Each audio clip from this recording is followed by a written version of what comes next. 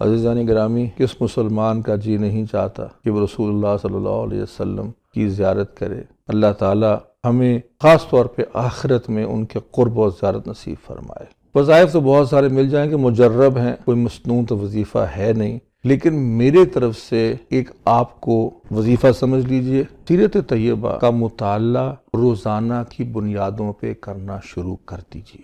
رسول اللہ صلی اللہ علیہ وسلم کی سیرت، ان کی حدیث کا مطالعہ، اور آئیڈیل کسی اچھے استاد کی نگرانی میں جب جوں آپ سیرت پڑھیں گے، جوں آپ کو حضور کی معرفت صلی اللہ علیہ وسلم حاصل ہوگی، تو میں زیارت تو نہیں کہہ سکتا کہ ہو جائے، لیکن شاید اس میں عمل کی توفیق بھی ہو اور آپ صلی اللہ علیہ وسلم کا پورا نقشہ زندگی کا آپ کے سامنے اس کا عکس آ جائے گا۔ اس دنیا میں شاید اس سے بھی قیمتی باتیں اور کم ہی ہوں گی۔ اللہ تعالی ہمیں رسول اللہ صلی اللہ علیہ وسلم کی محبت، ان کا قرب اس دنیا میں، ان کی سنت سے قرب، اور آخرت میں ان کی ذات سے قرب نصیب فرمائے۔